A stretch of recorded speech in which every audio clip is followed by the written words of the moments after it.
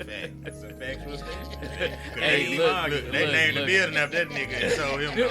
Like, that's so crazy, bro. USM named their building after a nigga they told no. He never got into school, ever, and they still named the building after him. They named the building after him. Ladies and gentlemen, You are now listening to the Vibe Controllers Podcast. Burt B, Cocky McFly, Fifth Child, out here.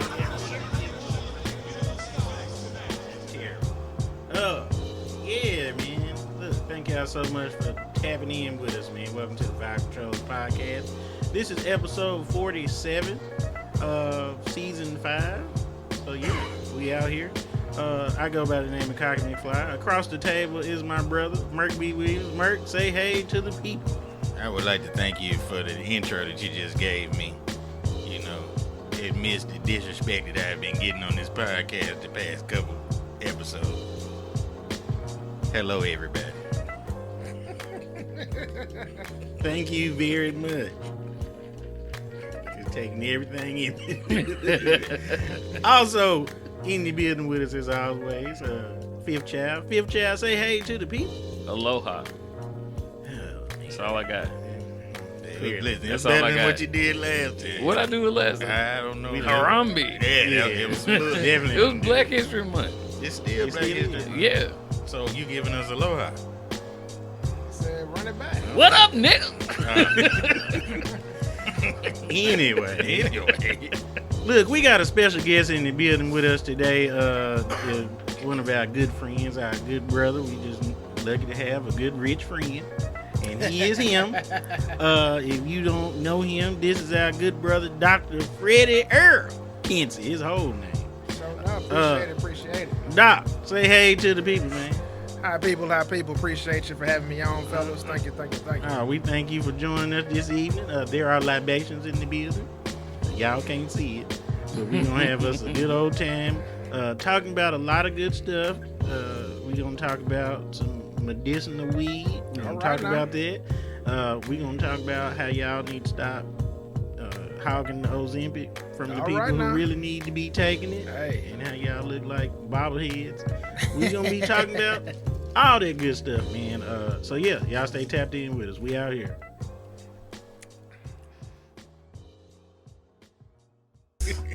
Look, man, again, man, this is the Vibe Controllers Podcast, episode 47. We got our good brother, Dr. Kency in the building, man. And so, look, we're going to go and start the podcast off with, we're going to talk about it. There's a lot of talk going on. We've seen how folks are abusing the drug Ozempic.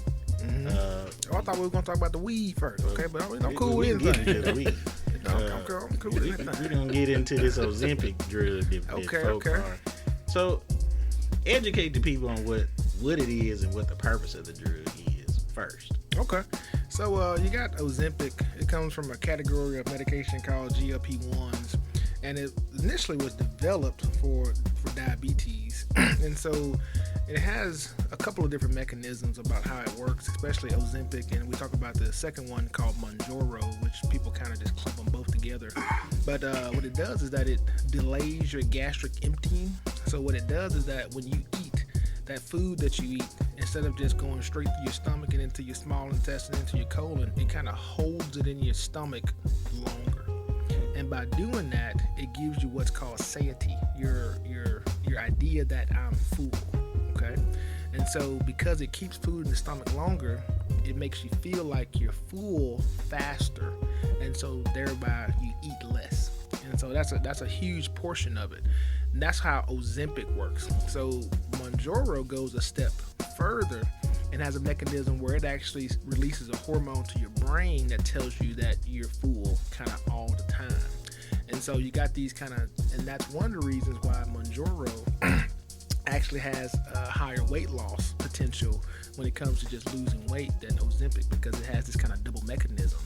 And so when these medications first came out, obviously they came out for the purpose of I'm going to treat diabetes, specifically diabetes type 2, because you have to have some pancreatic function for these medications to work. They are not insulins. They do not help glucose go into these cells. They work strictly by just kind of slowing the amount of food you eat and changing how the body looks at insulin. Okay, but it doesn't promote. It doesn't actually give you any insulin. That's just how it works. So when these medications were in research and they were figuring out, oh man, Ozempic helps people lose, helps people drop their hemoglobin A1Cs by, 4 points, 5 points, 6 points. What they also saw as a secondary thing was that these people who were getting this really good control of their glucoses were also losing a shit ton of weight. And shit ton of weight is something that the pharmaceuticals saw as like those are dollar signs, And, people spend big money. We've gone through tons of medications approved by the FDA for weight loss. I don't know if y'all remember, y'all might be young, but these be a medication called Orlistat. It used to actually be on the counter at like Walmart. You would see like the little thing, Orlistat, like $100, and its mechanism of action was that it just prevented you from absorbing fat. And so one of the horrible parts of Orlistat is that if you don't absorb fat out of your foods when you eat them, that means that when you have a bowel movement, it's like the worst smelling bowel movement you ever had in your life.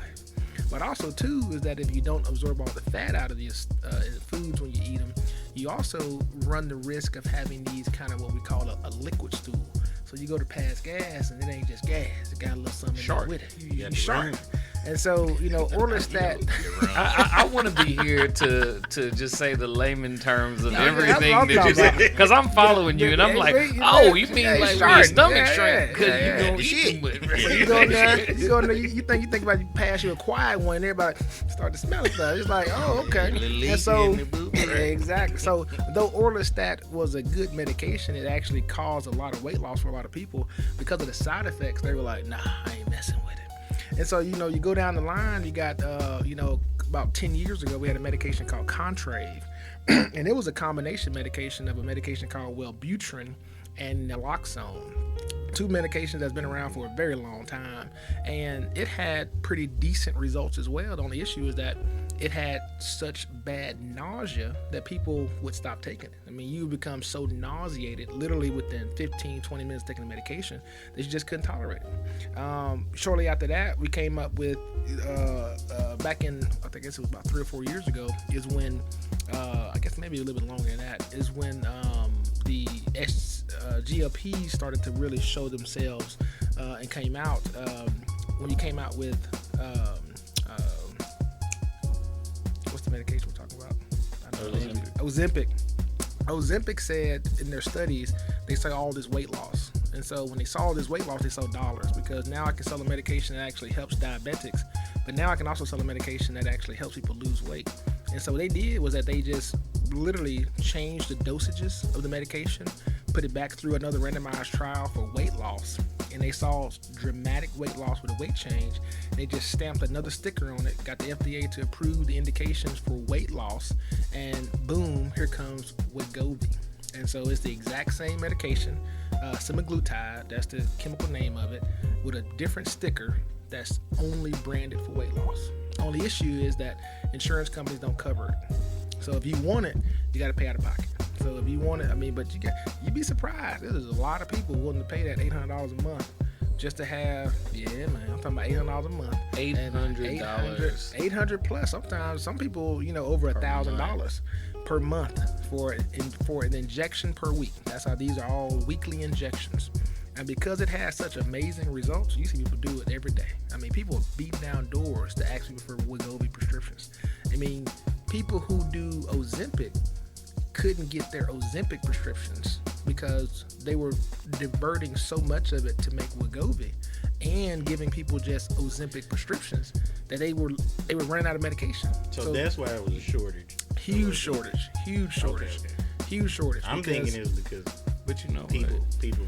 Well, I'm going to is even though I say that like $800 a month, it sounds like a lot, but people pay that all the time for anything that leans to their self-image.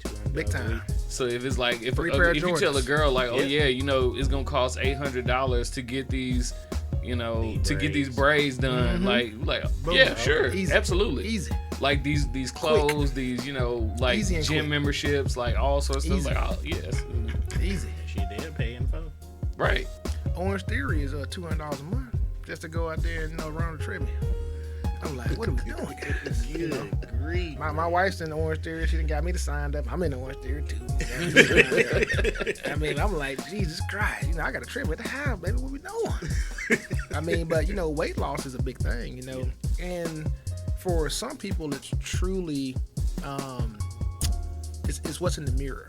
They really just want to see a smaller body, a smaller frame. They want to be able to go out with smaller clothes and actually enjoy themselves and, you know, do their thing. For some people, it's truly health benefit. You know, if you can take 20, 30, 40, 50 pounds off somebody, what does that do to their knees? What does it do to their ankles? What does it do to their quality of life? And if we could get the insurance companies to see these kind of things, the long-term benefits of getting people weight loss, we would have a lot more people on some of these medications. We would have a lot more people with better quality of lives, living longer. So that's kind of the big thing. So do you have to be prescribed this stuff in order to purchase it, or because the rumors I'm hearing, like people are getting these meds that aren't being prescribed now? I don't know how they're doing it. Correct. So you definitely need a prescription How they to do get it. either Stuff Wegovy. that prescribed for all the time. That's true. People coming up with stuff all the time.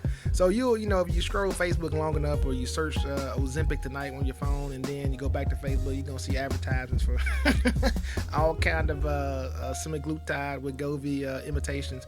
But any of those prescriptions, any of those medications will require a prescription, and so there's going to have to be some physician, nurse practitioner, PA that writes you a prescription for either Ozempic, and its weight loss version is Wegovy, and then you have Mounjaro, its weight loss version is Zepbound, and so you're going to have someone write your prescription. They have a lot of online entities now that will literally, you can do a FaceTime, essentially a teleconsult, and they'll send your prescription to the store. I mean, there's plenty of websites out there that are just, you know, they'll take your dollar quick. But understand that when they tell you that they'll send you the prescription, that does not mean that your insurance company's gonna cover it. Flat out. The insurance companies are very strict about weight loss drugs, and they don't cover hardly any of them.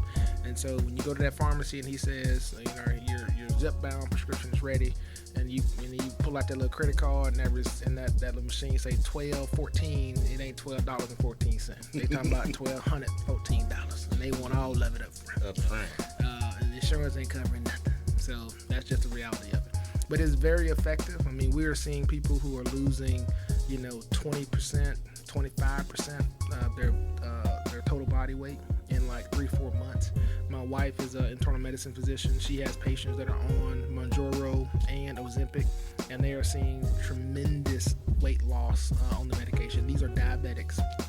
She has a few patients, I think, that do take it for the purpose of just weight loss, but for the majority of them, it is diabetics or pre-diabetics, and these patients are seeing tremendous weight loss. And what comes with weight loss is all the health benefits. You know, you have people who are diabetic, they lose 70 pounds, and now they can stop taking the insulin in addition to the Zepbound. In the Mounjaro, the Ozempic. You know, now they can walk more because they weigh less. You know that it's a lot harder to walk a mile when you're 400 pounds. When you get down to 320, maybe you can do some time. You know, so getting these people to a weight where they can actually be more active is quite important. And these are the things that physicians are seeing, that the heart health, you know, if we know that if you take somebody from 400 pounds to 300, the chance of their developing coronary artery disease, the chance of them developing, you know, hypertriglyceridemia, high cholesterol, all these things that we know will bring, that shaves days off of our lives, years off of our lives,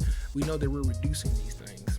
And so weight loss is a huge trend right now, a huge fad. And for those who can afford it, it's amazing. It does work. The side effect profile is almost minimal. Really? Aside from nausea, which is kind of your biggest one.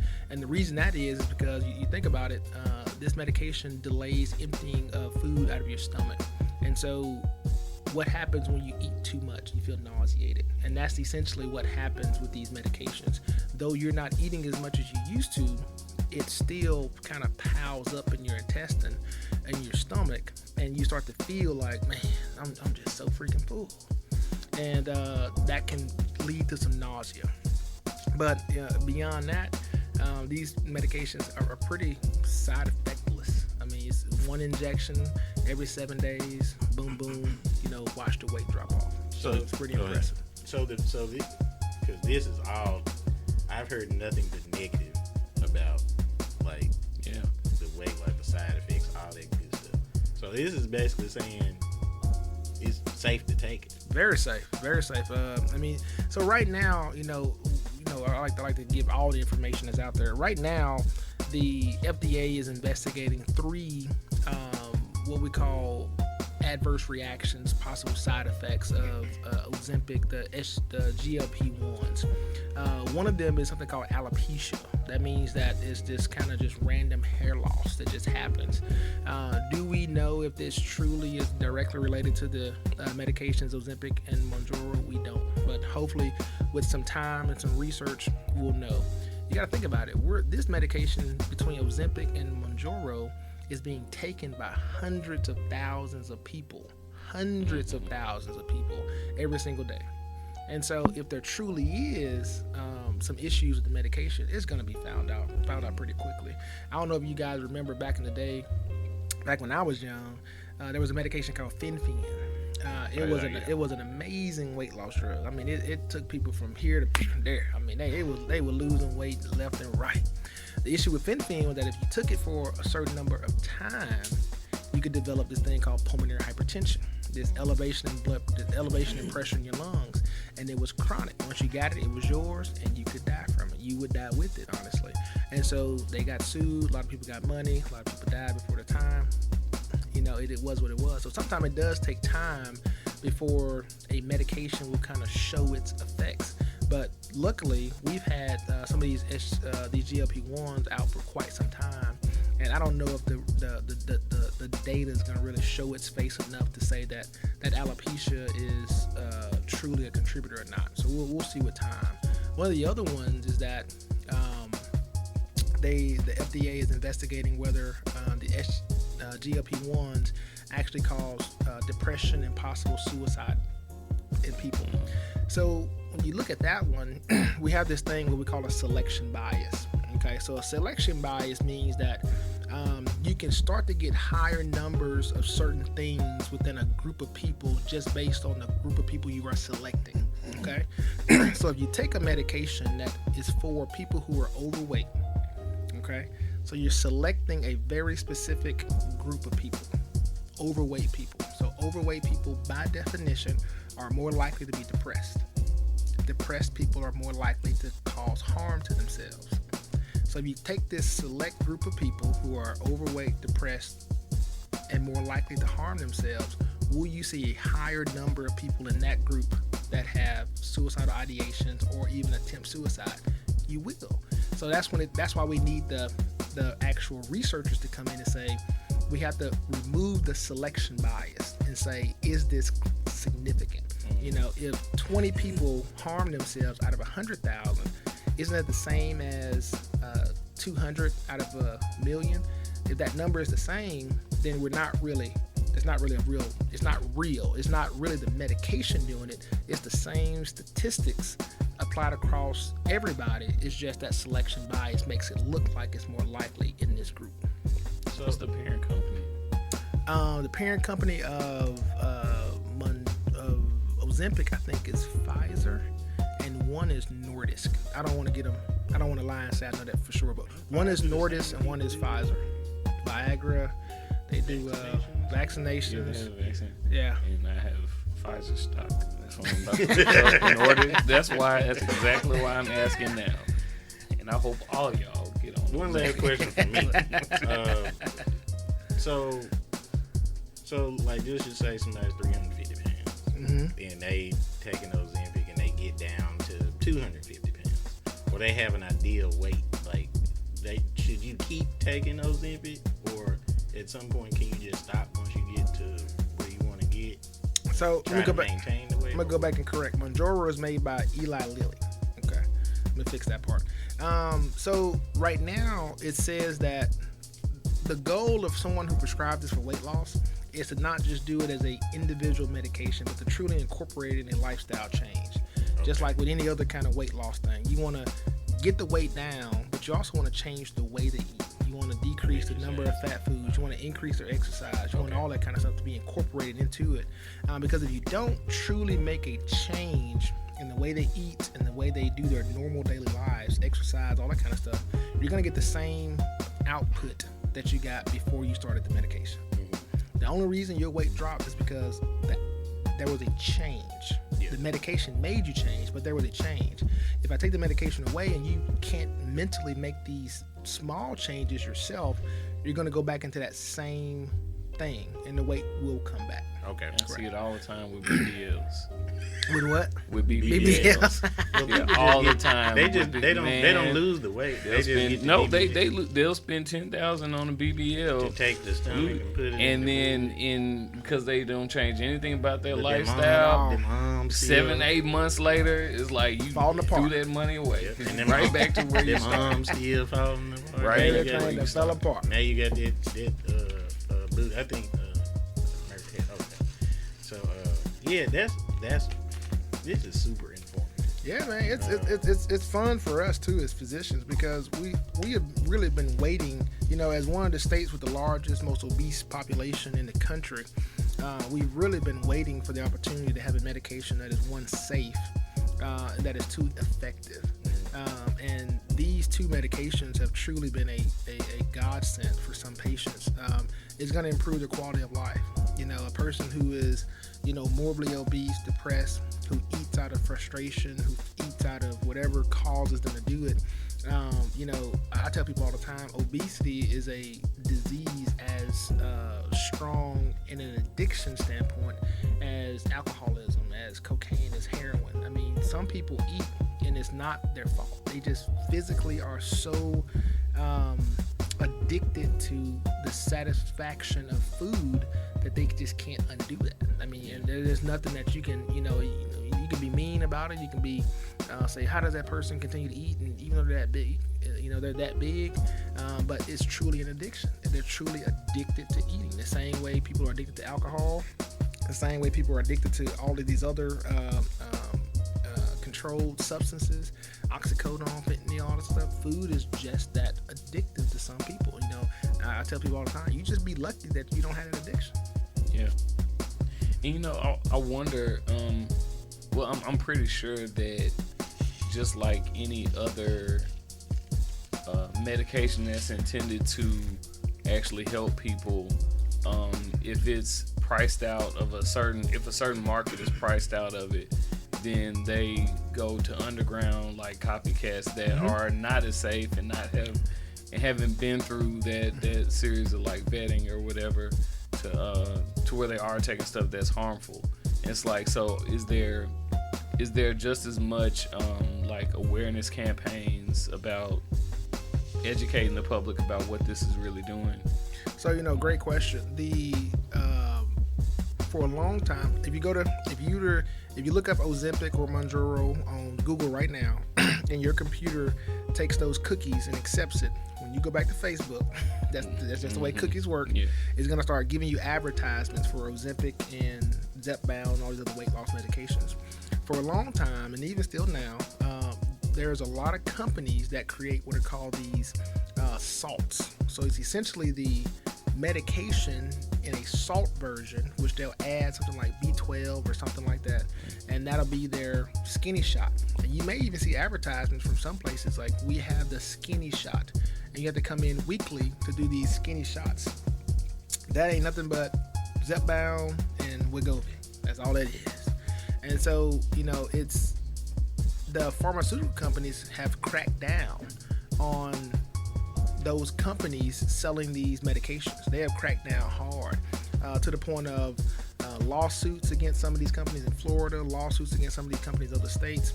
They have gotten very, very, very serious about all of these different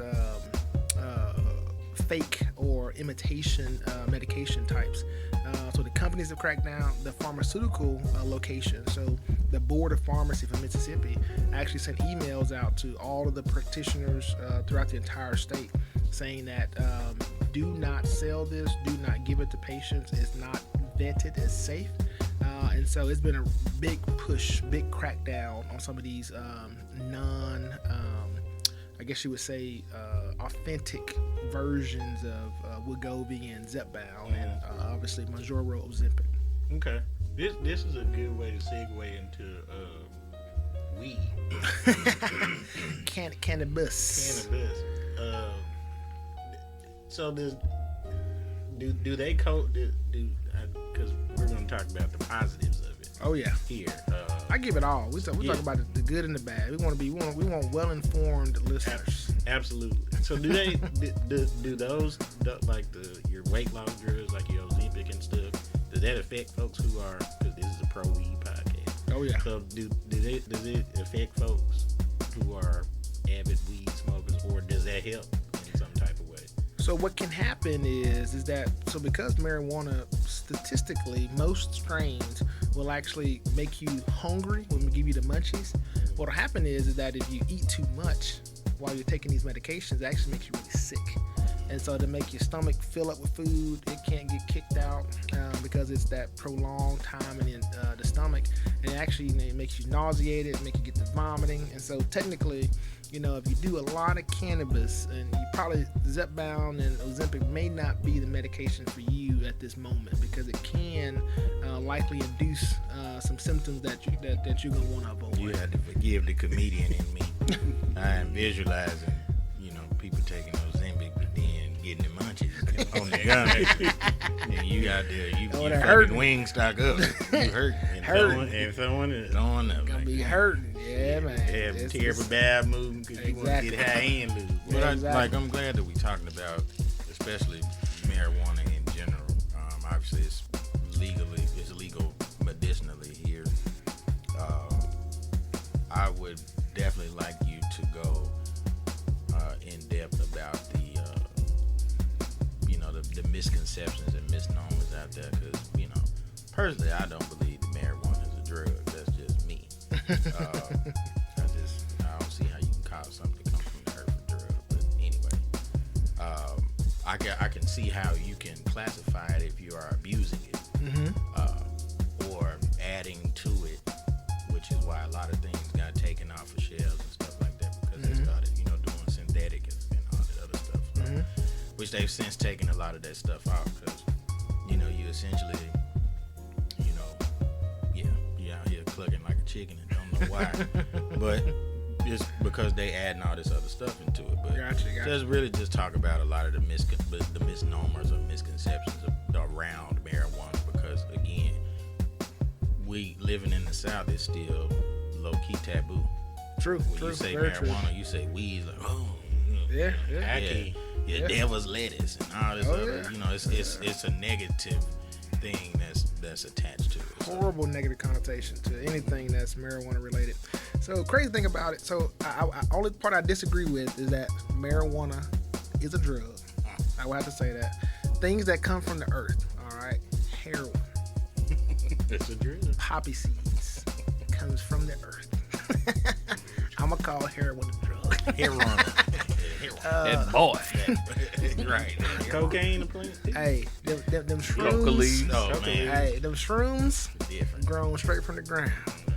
How you seeing colors you ain't never thought existed. Big time hallucinogens. Just because I get that all the time. It comes from the ground. Nah, I'm just. It does. An advocate A lot for of other weed. things do. But I am an advocate for, one of our hashtags is pot over perks. So I would much rather a patient be on pot than to be on Percocet and different opioids. So I am an advocate in that direction. Man, what you talking about? So I'm a big advocate in that I can direction. imagine how many people y'all have to bring back. It's crazy, man. Ooh, some of them don't make it that time. So Yeah. I mean, it's a real thing. So you want to talk about the negatives, man? That's the biggest one is opioids. We just gotta get rid of. So the stigma of cannabis. I mean, cannabis has a huge stigma. It's crazy. Back in the 1930s, cannabis was legal. You could go out and you could buy it off a shelf. You could buy the oils. You could buy the tinctures. You could buy the flour. You could buy whatever you want to. Cannabis didn't become illegal until about 1937. That's when we had the Marijuana Tax Act. That's what criminalized cannabis. Okay, until then, you can buy all your cannabis you want. You just buy it up. Cannabis is indigenous to Asia. That's where it's actually originally grown. That's where it originally came from. Oh yeah, back man, the Asians were using cannabis, 3,000-4,000 years ago as both a hypnotic, so it helped them sleep. They could chew it, smoke it, eat it, put it into a soup. They could do whatever they wanted to with it. They would use it for antibiotics. They would use it for anticonvulsant, which we call anti-seizure medication. They use it for everything. 1971 comes the Controlled Substance Act. That's where we truly classified what we consider bad things into these categories, Schedule 1, 2, 3, 4. And they took cannabis, this little bitty flower that just kind of gets you a little high, and they put it in the same category with LSD, with heroin, with cocaine, with mushrooms. I'm like, what the hell is that? You take this flower that is essentially outside, that has thousands of years of medicinal purpose, and put it in the category with LSD. Come on, man. But that was probably more social political. Big time. Like, it was all political. All medical, political. Most of the cannabis in the country was coming out of Mexico. And so, Mexicans smoke weed, loco, they get loco, the hemp and loco, all this kind of stuff. And so that was one of the driving forces, at least the way it's taught. That was one of the reasons why cannabis was so stigmatized. It was a Mexican thing. You smoke that weed, you get loco, they get acting crazy. It is what it is. So Schedule 1 for Controlled Substance Acts means that a medication has no medical potential. LSD, cocaine, heroin, blah, blah, blah. Gotcha. Understand. Cannabis makes no sense. And has a high abuse potential. Understood. Two of the things that have the highest abuse potential ever? Sugar. Tobacco and alcohol. Oh. Alcohol has one of the highest abuse potentials ever. Tobacco, highest abuse potential ever. And they both have negative health benefits. Why aren't they Schedule 1 medications? Why aren't they Schedule 1 substances so people can't get them? So we gotta make money. Reason we have liver disease, reason we have lung cancer, directly related to these two things. But yet, we ain't never took them off the shelf. Well, we did one time, and they kind of got upset about it. And but they back on the shelves, and ain't nobody complained about it since. But that's just the real thing about it. It comes to that question of why take a plant that's been around all this time and make it illegal. A lot of people think it has something to do with the hemp industry.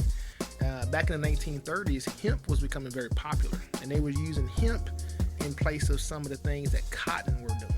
And so people who had big money in cotton had a financial interest to shut this down. Yeah.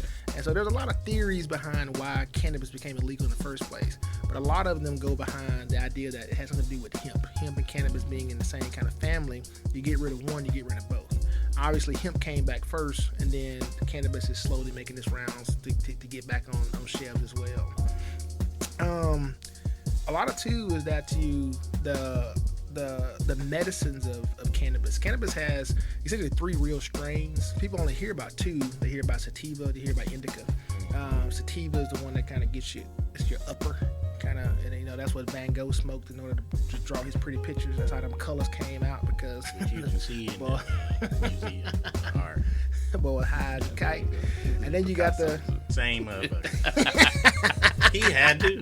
He talking about being all over high. All over high. Then you got your indicas. They're the ones that kind of bring you down some. Those are the ones that's good for like anxiety. You get a little too worked up, it brings you down. You got some insomnia, you can't go to sleep at nighttime. Hit that indica dominant strain, boom, it's gonna bring you down. The one that you don't hear too much about is called ruderalis. We don't hear much about it because it's harder to say. It is a little bit. It is tougher to say, but it doesn't have as much THC compared to CBD, and so really people can kind of think of it more of a hemp, because it has so much CBD in it, but it's truly a cannabis plant, which obviously they look different. One has 6 leaves, one has 7, or 6 and 5. One of those. They're clearly different from each other when you just look at them. The cannabis has some pretty amazing mechanisms. So we naturally have a receptor in our body that knows what cannabis looks like. We call it cannabinoid receptors. We have a lot of them in the brain. We have a lot of them kind of in our periphery. And that's why when you do cannabis, you're able to get a feeling from it. That's right. All right. You got a lot of You got a lot of cannabinoid receptors. Cannabinoid receptors. It's a part of your You guys are endocannabinoid. telling my My business. receipt. Number one, and my shit worked. Hey, it's a part of your endocannabinoid system. You know, though this is something that was there before This a is long all time. for me. Your body already knows how to I use it. didn't give a shit about the Ozempic. This is what I've been here to talk about. Tell me about my trash. You got these receptors. You got the Cannabinoids. You got the CB1, that's mostly in the brain. And you have your CB2, that's kind of like in your periphery, and that's your anti-inflammatory stuff.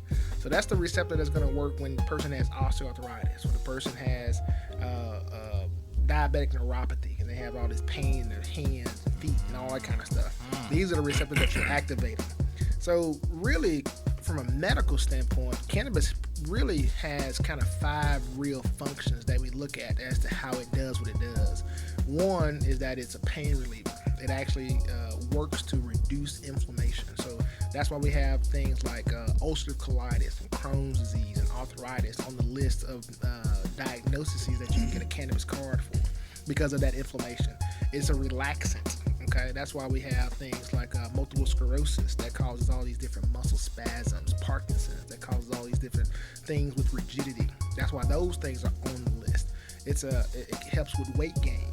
So that's why things like cachexia, which is drastic weight loss, it can happen from different medications, from HIV, it can happen from taking cancer, chemotherapy, it can happen from different cancers of the stomach and intestine, different, all kinds of things. But that's one of the reasons why those different diagnoses are on our list for qualifying conditions.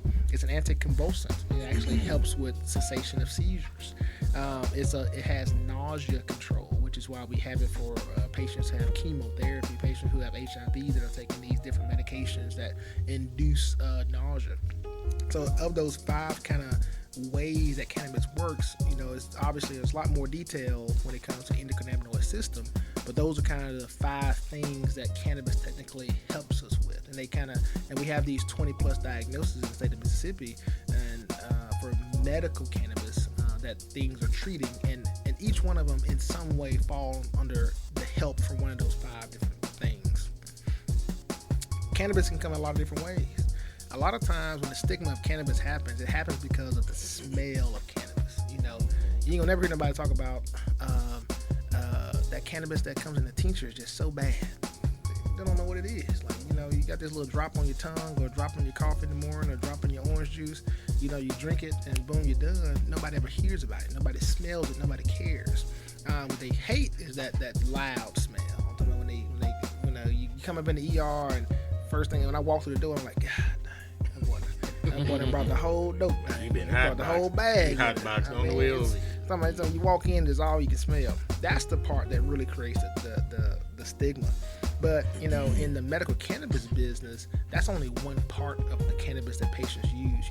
Most of my patients, not most, many of my patients, because most of them actually do use flower, but many of my patients, they like to use tincture. So they have just little drops that they put on their food, they put it in their coffee in the morning, they put it in their orange juice in the morning, they just drop it directly in the bottom of their mouth, whatever. I would like to know where I can get the drops. I wanted to wait till you finish your exquisite explanation of all these things. I would like the tincture. But I would like to know, matter of fact, just let me know how I can. The tincture. I really want a little bit of everything. So, you just come to KencyMedicalServices.com. You just signed up on the cannabis cards. You can continue with your exquisite explanation of the greatest drug in the world. Okay. Exactly. And so, other things we have edibles. So we got this cannabis that's been processed down to a liquid made into an edible candy or edible type of product. We have vaping carts, and so they take that vaping oil crystal, put it into a wax, and they get it up to a temperature just below combustion and just create vaping. The idea is vaping just as bad as smoking tobacco? I'm not a pulmonologist. I ain't gonna lie to you. I can't. But I have heard that vaping. But I've heard, but from my knowledge of what goes into these vapes, it's safer than combusting tobacco. Okay. And if you are a avid consumer of marijuana, vaping is only one of the ways that you probably are going to consume. Right? I will say it's definitely not as loud. Definitely from a social standpoint. Yeah, from a social standpoint, it's not as loud. It's not something that you have to, to like leave the room or go outside or anything like that. It's I don't want to say too much, but it's easier than having flour with you all the time. Especially if you, as an artist or performer, I don't know if y'all get it, but anxiety happens or whatever. And it's a lot of comedians like to partake prior to the show. Get that jitterbug out. Yeah. But it's a great way to be able to do that without, disrupting anything in the arena or whatever, or offending anybody. Because that's really one of the biggest things for users who prefer flour a lot. We don't mind. We don't care. This is what we own, but we don't want to offend anybody else. That's Exactly. really You want to be invited back. Yeah, exactly. Like, bro, you funny, but goddamn, my boy. You know what I'm saying? You stinking up the place. But Exactly. so, but I don't know. I believe too much of anything. It ain't good for you. But like vaping is a good way to do it. Gummies, it's a little tough because you don't have any control over when it's gonna hit you. That's very true. If you take Ozempic, it may, instead of being 30 minutes, it might be 3 days. Man, listen, I'm talking about because there's gummies out there that will hit you in 20 minutes. You got some that won't hit you to 2 hours later. And then you really gotta know what your tolerance level is. So you kind of you gotta test yourself. Yeah. Should I take the whole one? Should I take half? Should I take a fourth? Like, I tell my patients all the time. Buckle up for the ride. I tell my patients all the time. So my patients are mostly getting this for pain control, anti-spasm, and so a lot of them are going to take these gummies at night. So they're not going to truly feel the same effects from gummies as the person who just partakes recreationally. And then what they'll do is I tell them to use the vaping pen during the daytime until they learn their tolerance. If you microdose the gummies, most gummies, at least here in the state of Mississippi, are going to come in 10 milligram pieces. If you start off taking 1/4 of that, so 2.5 milligrams, what the dose is, you take that at night. You may take it one time in the daytime. For the average person, even people who have done cannabis in their heyday, that is a good enough amount where it gives you medicinal improvement of your symptoms without giving you the effects of hallucination or feeling like your body's heavy or all the other bad things you would say that comes with these medications. And so I'm a huge proponent of my patients, especially the first time users, of using both a combination of edibles and vaping. I think, and one of the questions that I get often, well, how safe is vaping? Well, I'm like, baby, you're 75. So it's not safe at all. If you're starting to vape today, the chance of you developing cancer from this vape is highly unlikely.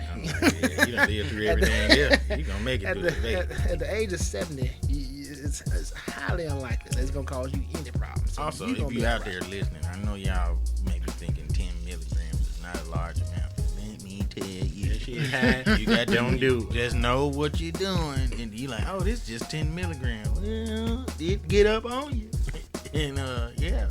Also, too, is that it's chemistry. So milligrams are not made equal. Just like when it comes, and I have to explain to my patients, it's like a shot of wine and a shot of Bacardi 151. Bacardi 151 is 151 proof alcohol. That means it is. That means it is 75.5% alcohol. Okay, wine is like 12%. If you take a shot of one versus a shot of the other, it ain't the same. Just because they both 1 ounce, that don't mean anything. And so when you eat a gummy, one of them may be 30% THC. One of them may be 80% THC. That's a different 10 milligram gummy. And so understanding those kind of things are important as well, that they are not made equal. So you need to know what you're taking, make sure you read the labels, and understand what you put into your body. That's important. Have you ever had any patients ask you about like black seed oil as well? Some of them just I personally not, but to my knowledge, black seed oil is readily available, and so they don't really, they come to get the thing they can't get. Right. The thing they can't get at the store, they looking for the thing they need permission slips to get.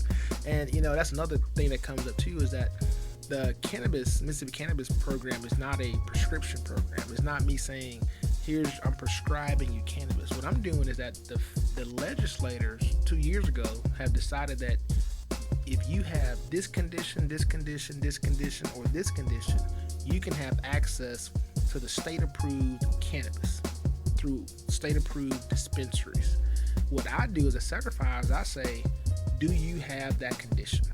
That means that I am certifying that you have a condition that legislators have already said, if you have it, you have access. We don't prescribe. All we do is certify that a condition exists that qualifies you to go shop in those dispensaries. And we're doing pretty good at it. Kency Medical Services, Kency, medicalservices.com. But so you're not able to, like, you're only able to certify. Correct. But you couldn't be involved in the dispensary directly. Currently, as it stands, with the way the laws are written now, which there are talks to get the laws altered, you cannot have a financial interest into anything cannabis producing and be a certifier. The idea is that if I give certifications for cannabis, then I'm going to push all the patients to my dispensary. Right. Would that ever happen? Not me, because I'm a good guy. But are there some unscrupulous people out there who have lots of money who don't care? Obviously, that is a possibility. And you know, like, honestly, what I think about What unscrupulous mean? look it up. Siri, what is unscrupulous?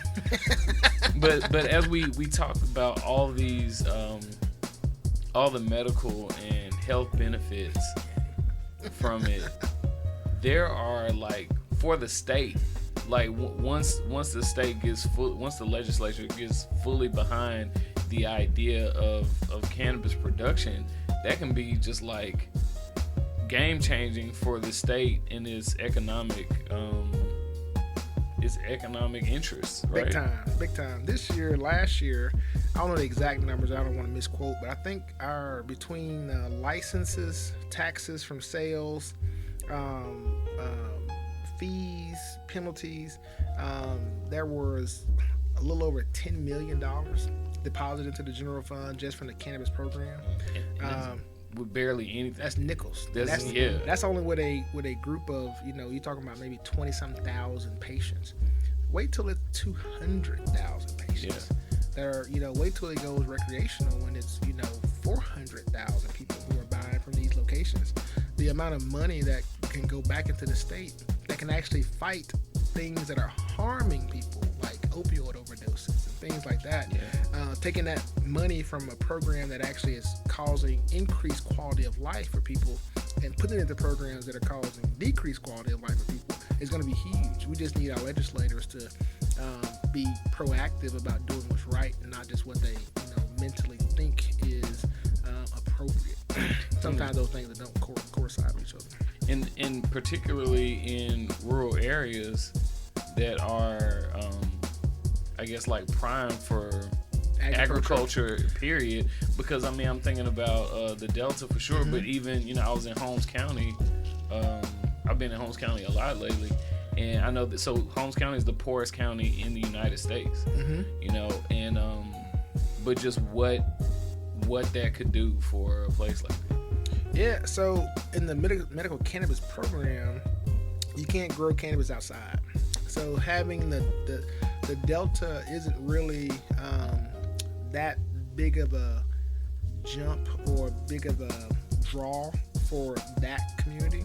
But you do still have hemp, which is, the new soy. It is the new cotton. It is the new everything. They're using hemp to produce everything. Pillows, basketball, football. I mean, just like soy was years ago, that's the way hemp is now. Everything is being produced from hemp. But all that land can definitely be utilized to teach people about cannabis. Grow it, different strains. Not the actual using the program, because the program requires very strict requirements. But Mississippi State, they grow theirs outside, but it's not using our program. But to get these to do different research on different strains and different terpenes and different things like that, the land is there.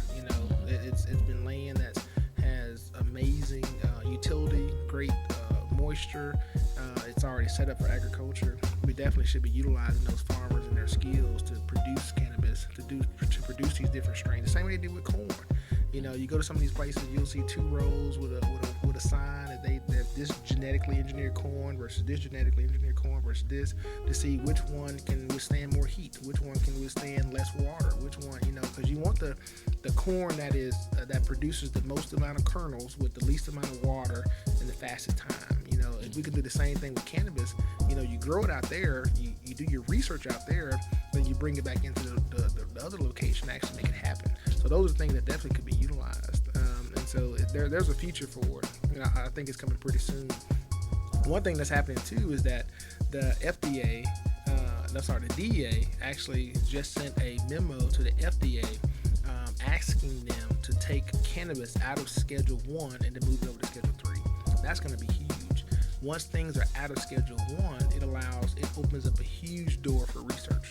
And so agriculture, into the clinics, into the chemistry departments, and we can truly have some true research happening pretty soon. So hopefully that goes through. Hopefully it happens before the summer, and we'll see how it works. But other methods of use that we were discussing, what you would say? Okay. Good. Other methods of use, lotions and creams. I have a lot of patients that have horrible arthritis in their hands CBD and their neck. We're talking about THC cream. We're talking about that CBD stuff. We're talking about real THC cream. The way my sciatic nerve be acting up, I might need me a little bit of that. So you don't even need a card. Weed lotion. Yeah, I like it. He said you don't need no You card. don't need a card to get lotions and creams. You can walk into a dispensary. Hey, I'm here for the cream. I ain't got no card. You have a card to get the other drugs. Yeah, to get everything else. Anything that you can put in your mouth for smoke, you gotta have that. You gotta have that Put the card. lotion? But you don't. But lotion and Can I eat the creams. lotion? But the lotions and creams. Can I eat the lotion? You can. I can't talk. Can I eat the lotion? Can't Nah, feel nah, my nah. tongue. You wake up 3 days later, like, what happened? Whole mouth now. What happened? Was that? Sliding all over the damn place. But they also producing pills. People coming out with microdosing pills, like 2 milligram tablets. They coming out with transdermal patches. Got weed perks. Hey, I'm telling you, don't hey, want it's gonna be real. Hey, that's just what it is. We have over 30 states that have a medical program. So that's crazy. Almost 40 right now because so many people are coming online. We were high 30s when we came in, so it's almost 40 now. So there's only a few holdouts, and they're all in that southern belt. Obviously, you know why that happens. But our program in Mississippi has been up and running 2 years now. It's Yeah, I see they finna open the root down right down the street. Yeah. So we have a bunch of black-owned dispensaries. That's been pretty Which is amazing. crazy. Yeah. Which is crazy. You got the Hemp World out there, Robinson Road. we got Kush Vibes up here and on R55. Shout out to a lot of personally. Shout out to him. We're out in the south in Robinson Road, Mac Epps, and his beautiful wife J. Marie. Let me I tell didn't know that was there. they have been a blessing to me. Let me tell you. 'Cause, yeah, go out there and shop with them. It's a nice little drive, but it is worth the hype. Look, that Go on whole out. shopping. You talking about in Westland Plaza, right? Uh-uh. Oh, okay. No. Yeah, Robinson Nah, Road. they out south on Robinson Road. They like right across. they got multiple Yeah, locations. it's a shopping center across from them. I can't think of what it is. Hell, they're by the Walmart down there. So Down that way. yeah, it's actually where it is. It's right down the street from where Mondo Shop used to be. Okay, yeah. So that's Right down by the Walmart. right. That's where they at. And let me tell you, you guys should get over there. They have real plates over there, so they anticipating you getting on the drugs that they got, so you can get real They got a dude chicken. out there selling barbecue. It's a dude selling barbecue, and you gonna buy the food because the gummies work. That's all I'm trying to tell you. Yeah, I mean they have some. when I went to New Orleans, let me tell you, I died. I did. I died. And Resurrected. It felt good too. Boy, let me tell you, they work. So we know what's happening every time Merc on the stage. It's like at least 5 minutes before. Fried. And fried. I can't see none of y'all. Oh, You don't know what he talking about now. I know exactly what I'm doing on the stage. I just, it's something about knowing that them people out there, yeah, they out there. You know, it's the same. People have been doing, you know, whether it be for comedy, whether it be for acting, anything that, you know, whether it be for talking in front of preachers. You know, alcohol has always been one of the biggest anti-anxiety concoctions. But see, I can't perform drunk. I can't do it. And I've heard that a lot from people who I know who do these different performances. You know, whether it be a preacher, whether it be, you know, not to talk down on preachers saying that, you know, doing marijuana is something negative, because I'm pro cannabis. I believe that cannabis improves the quality of life. They human. And they have pain, they have anxiety, they have PTSD, they have cancer, they have every diagnosis that qualify. Exactly. You know, and so you see a lot of these people who have to stand in front of people, and something that can remove the anxiety, remove the stress without truly causing a change in cognition is important, because you got to be able to do what you're gonna do, and you got to be able to do it well. Yes. And so if you get up there and you can't do what you need to do, but you super relaxed, that ain't gonna really help. And again, it's not a need for everybody. Yeah, you know everybody. But it has definitely been. As somebody, it is helpful for me. And that, like I said, of course, and not even that I want to get that conversation started, but just like any other medication, it's still gonna be a Band-Aid, right?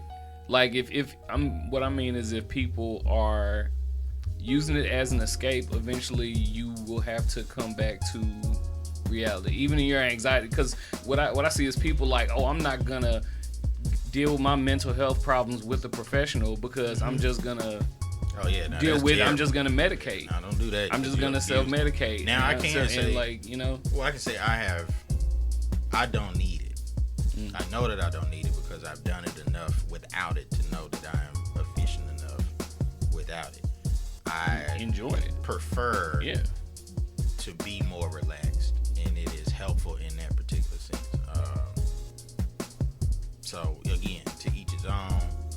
I ain't out there now. I know some of your favorites out here, and I'm not one of them kind of people, so I ain't gonna name drop. But it's some of your favorites out here. They be fucking fried on that stage, and you know. But they have been doing it so long that they just conditioned to know what they doing. I've been, you know, some of them been a little bit too fried. And I mean, that's a skill in itself too. The ability to be that fried and still stand up there and do what you do. You know, I ain't gonna name drop either, but I'm gonna name drop Eddie Griffin. Man, I'm gonna tell you like this. I was in Vegas one time. I tell you, I ain't name dropping, but I'm gonna name drop. I will say that Eddie's on the list. Eddie's on the list. I was in Vegas. We was in Vegas. Me and my wife went. This was years ago. I'm talking about maybe 6, 7, 8 years ago. We went to Vegas. We love Vegas. We go at least once a year. We love Vegas. The shows, the food, the ambiance, everything about Vegas. I just love it. We went to Vegas. We saw a show. It was a small little room. It was probably about 20 people in there. It was a small little private thing. And when I say, by the end of that show, that boy was slizzard, and you couldn't tell. You knew it because you saw what he was drinking, but you couldn't tell. And the dude, the jokes was just like consistent, just boom, boom, boom. It's like, that boy been doing this a long That's him. time. And then a lot of times, a lot of times when you are on certain things, man, you really are like, you know, tuned in and honed in on what you're doing.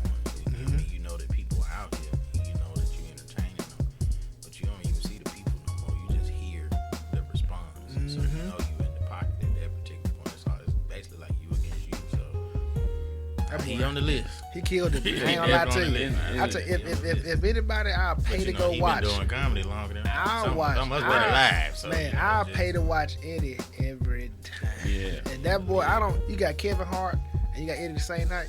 I'm going to see Eddie. I ain't gonna lie to you. That's just me. Whatever your preference. Everybody got their preference, but me, Eddie is fun. Let me tell you that, y'all. The boy Kev on the list. He be out there fried too, man. I'm just saying. I don't know if he partake in that, but he's an avid tequila drinker. Kev just ain't really my people. I mean, his jokes are just so funny though, bro.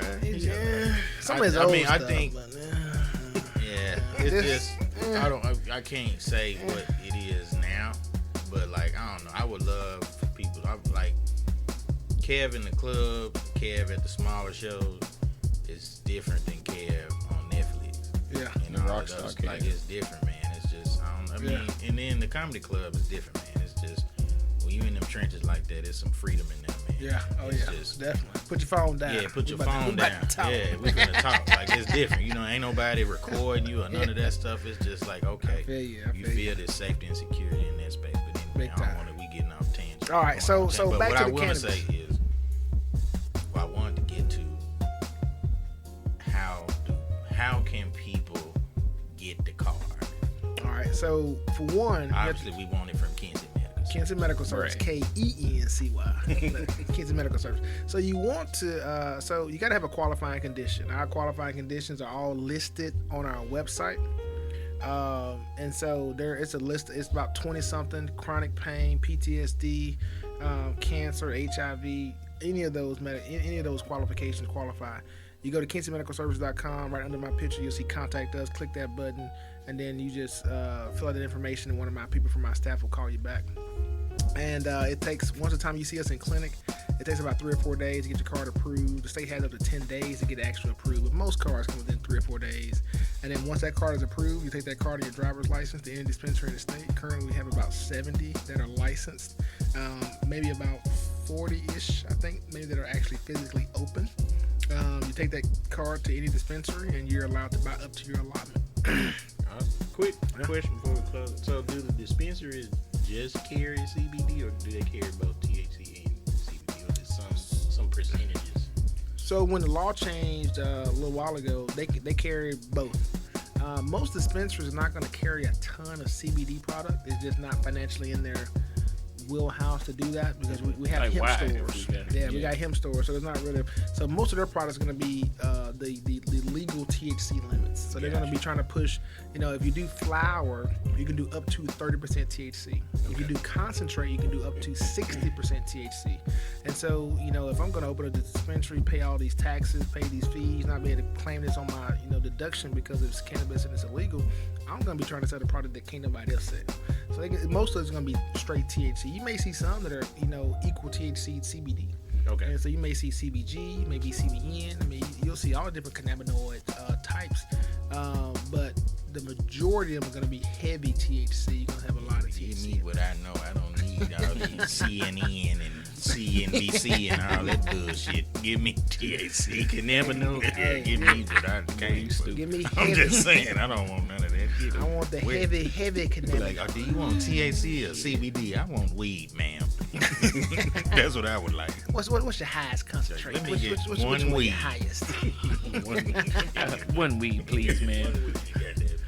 And so with the way the law is written right now, in which we're pushing our legislators to change the laws all the time to make it to give better access, to make it easier to access.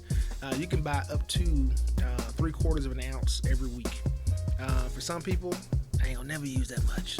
For some people that's leaving Florida where they can buy 3 ounces a week, it's like that's all you can get. I'm like, that's all we got, bro. Yeah. Talk to your legislators. You want some more, you got to talk to your legislators so we can get some things moved up. And look, let me say that this is probably the most informative episode that we have ever had on this podcast. You came thoroughly prepared. I got a couple, little bit of knowledge. With a bunch of terminology that I ain't gonna even remember. Let me tell you, bro, I really feel like we have, gone class. to another level in our friendship. I just respect it you is. professionally. Hey. Because I knew you was a nigga. I met the nigga. That's what we did. I ain't even know this. I didn't even know this. This is Dr. Kency. It's Dr. King. This ain't free. See, Not Freddie Earl. I ain't even get my Freddie. intro when I started. See, this is Freddie Earl from West Jackson. Yeah. Up on North Alabama Street, Capitol, Yeah. right there by the zoo. Yeah. Went to Pecan Park, Hardy, and Provine. So we Yeah. ain't even started the whole thing. Went to Alcorn State University, slid on down to Mobile, Alabama, went to med school, went to the military for 4 years, and came back to the crib. We ain't even do all that. We know we're gonna put it at the end though. So, That's it. That's it. That's all we needed right there. They super organized. super awkward night. But you know what I'm saying? And let me say that shout out to all the people, man. All the organizers out there, man. Y'all, let I'm looking forward to football season. Y'all. Let me know tell what it you, is. they treat foreigners well too. Now What? they gonna talk shit to you, What? but they gonna love on your feet. Hey, it's So, home, baby. It's home. Take a little nap on the yard. And then On I the think ridge. you good. Yeah, the classic at the plantation. this Yes, year. sir. Hey, ain't no I'm gonna try to plantation. make it. Yeah, look. It's at the plantation. Reservation. At the Reservation. Get it right now. I'm Get just it right. messing with you. Only plantations where you. Yeah. It It is. Oh, they named it after that nigga. They didn't let it in, man. Every It's a time lot I of see plantation that plantation in Hattiesburg too. So Hey, you well, ain't got it this till- is and still up. They still up and going. Man, Hear me? I just left a plantation this past weekend. Shout out to the black alumni though. They call them frat house now, but you know, same Man, thing. right. And it's so political Ain't now. they, with ain't they that. built with Yeah. TANF money? Volleyball, man. They put a Volleyball volleyball. money. It- you know what? They just came out saying Buddy got to pay all that money back. Well, anyway, As he should. As he He should. said he got to pay it all back. Anyway, man. All corny they coins from when That Mississippi part. State was selling all They that bread need for all to. the years. They owe 200 million. Come on. 200. Brett said, "Get it back in blood." You hear me?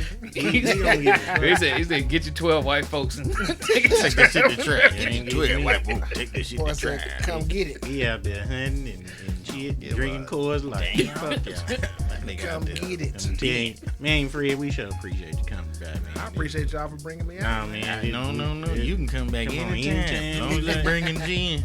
Hey, always. Brought alcohol for this boy over here. Right. That's all you need right Hey, there. that perp. The perp. If Empress 1908, if you guys are listening, we would love to, be a brand ambassador for you all. Endorse on this down. play. Cut some checks. That's really what we need. While you talking, let the people know what you got coming. Let me tell you, I am out here in these motherfucking streets, man. No, I got a lot going on, man. I got some folks. I gotta reach back out to some people, but you'll see me, JSU. I see y'all. It's kind of odd, but I see y'all in April. I think I'm hosting the mashup this weekend. Alexis hit me up, said they needed a host, so we gonna see The what? the mashup. It's an art exhibit. Yeah, so Okay. I'm gonna see. We gonna try to lock that in. I got a solo show that I'm really looking forward to in April. That's gonna be April 13th. That's gonna be at Urban Foxes. You'll hear more about that in a minute. I got locked down something else. I'm supposed to be in New Mexico in May. Should be fun. Never been to New Mexico before, but we'll see. Just chop Got some it black up people with. over there? Yeah, these is it's for black folks. Oh, shit. All 12 Just of chop them it up come with Rita, and we got some hilarious homie stuff that we gonna be doing. Obviously, we got a bunch of stuff coming up with the vibe controllers as well too. And be on the lookout for shout out to Coke Boomaye, Kansas Gray, all of those guys, man. The short film Flower, I have a role in that as well too. So be on the lookout for that. That's also Is that coming flower up. cannabis? No, it's just the name of it is Flower. Shout out to the Campus Rebel people as well too. Another affiliate of their platform reached out to me, so you'll see an interview with them coming up that I did as well too.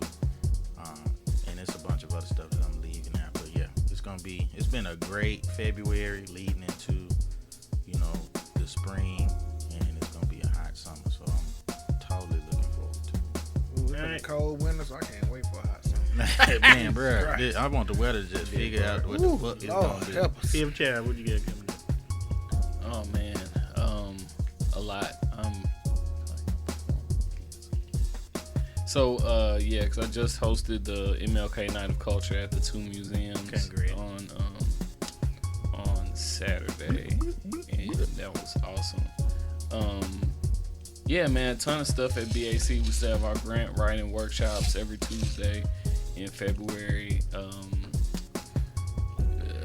Oh my gosh, Nash Bash on the 23rd is what I have to do then also. You come?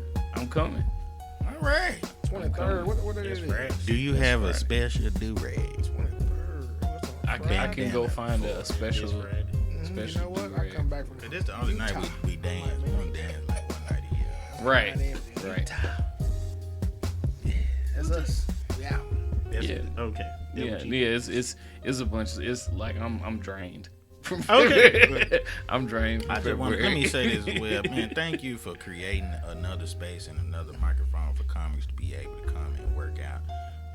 We need more of this. I just want to publicly tell you thank you and appreciate you for that.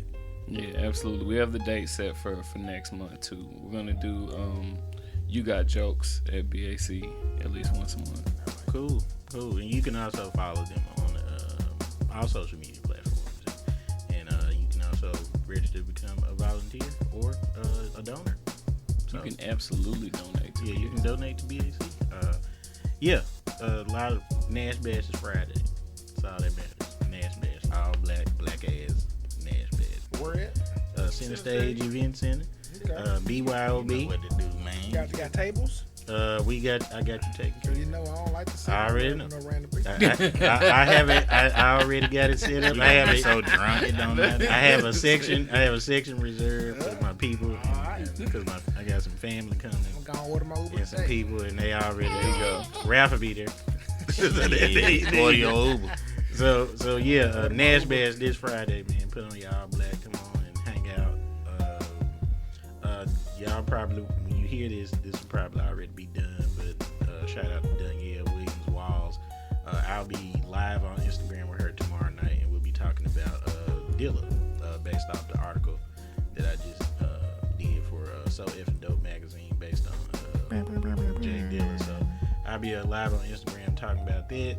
Vibe Controls will be hosting the Hometown Heroes Luncheon on March 7th. March 14th, I'll be at Center Stage again with Eddie Wright hosting the Dope Bingo. I may be back at Center Stage on March 2nd hosting some stuff. And then Vibe Control's got a whole bunch of other stuff tapped in. Shout out to the good people at Moore for all their support. So we'll be featured on their website for Black History Month. So we just doing a lot of work, and we got a lot of stuff coming up. And yeah. So anyway, as we always like to do before we leave, we like to leave you with a little nugget, little something to carry on through the day, through the minute. Whenever you're listening, and it's customary, we like our guests to lead the people with a little something inspirational to carry them on. So, Doc, take it away. I do appreciate you, brothers, for bringing me on and allowing me this space to spread this knowledge on both weight loss as well as cannabis. It is highly appreciated. I'm a huge advocate for both medications, for bringing our people to a better spot, to increasing the quality of life of all those who choose to the endeavor. Improving quality of life is very important. You know, a lot of people live life and it is not a quality. I work in an emergency room where I see so many patients whose quality of life is just terrible. And so to see things that can improve people's quality of life is very important to me. So I thank you guys a lot for allowing me this little space to get that information. If you want to know about the cannabis program, you can just Google Mississippi Medical Cannabis Program. If you want to learn about getting a card, or if you know you have a qualifying condition and you want to get a card, come and see us. KencyMedicalServices.com. Kency, Kency, medicalservices.com. We'll be happy to help you get your card. We'll be happy to show you dispensaries, happy to show you different cannabis strains that can help you with your qualifying conditions. If you are looking for weight loss, we can also point you in the direction of someone that can help with that. We don't personally do that in our clinic, but I know quite a few physicians in town, i.e. my frat brother, Timothy Quinn, that can definitely help you on that weight loss journey if that's what you're looking forward to. And in closing, I would just like to say, every person that's listening, get you a primary care doctor. You know, I can't stress that enough. So often I hear patients come in and they tell me, "Oh, I don't have any medical problems." Well, who's your primary care doctor? I don't have one. Well, you don't know what's under the hood until you open it. You don't know if that hose pipe got a leak. You don't know if that fan got a missing a blade. You don't know if that fuse is already blown just because it don't show you an indicator on the outside. You don't know what's wrong unless you're looking for it. That primary care doctor is the one that's going to tell you when it's time to get your prostate checked, when it's time to get your colonoscopy, when it's time for you to get a chest x-ray because you were exposed to this, that, and whatever. Be proactive about your health. You're going to be around a lot longer if we can catch bad things as soon as they pop up, not when they're taking you down. So I'm a huge advocate for every person, having a primary care doctor. and then with that primary care doctor having a physician-centered access to all type of health care. Reach out to your legislators to pass Medicaid expansion. I know that's not the exact Medicaid. This ain't Medicaid expansion programming, but I just want to kind of put that out there for it. We need people. There are lots of people who are the working people that can't truly afford health insurance because it is expensive.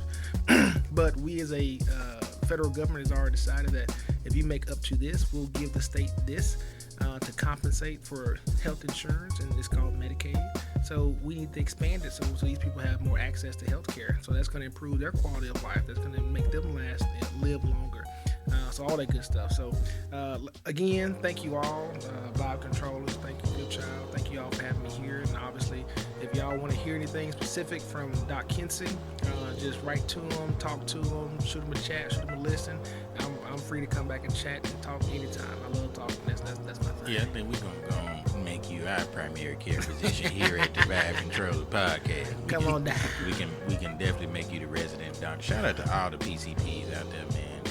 Some good ones. Man. TM, Justin Turner's another one. People. Kimberly Smash, just a bunch of folks out there. Amazing. Black folk. Black doctors. That's what we support. Yeah. For real. Black doctors, black dentists out there, Terrence Webb. It's a bunch of other folks out there too. Shanika Wiggins. I want to say Webb so bad. Shanika Wiggins. Get your teeth fixed. Shanika Kelly. Oh yeah, Shanika Kelly. April Stringfellow. It's so many. Resilience Counseling and Recovery. So that's the black-owned mental health facility out of If you need turn you out of Harrison, doctor, turn you out of Harrison. If you need an eye doctor, it's some. Let me tell you, according to black folk out here is out here doing plenty. it. People call me all the time asking, "Do you know a black cardiologist?" Yep. A black orthopedist. If you need a foot doctor, Dr. Stanisha Davis. Do you need a black podiatrist? Yep. Do you know a black rheumatologist? Yep. I mean, so if you got a question, if you want to keep your health care, chocolate, hit us up. Plenty of people. We can point you in the right Black direction. doctors out here doing it, man. So hey, support your people. They gonna see about you for real. So for sure. I mean, two fingers up mean peace. Then sides them chill and murder. You already know what it is, man. Y'all stay up, stay blessed, stay free. Y'all say that shit. Love it. All right, man. And I'm very sleepy. I know, but KencyMedicalServices.com. The way you have K-E-N-C. moved your pen over there with your eyes closed. As in tradition, in order to end the episode, you got to say it. And if you want to know what it is, you got to say out here, but you got to say it like this. Out here. Thank you. We can go He's on. sleeping too. He's sleeping too. Go plug on. Out here. It's the gin. Run it.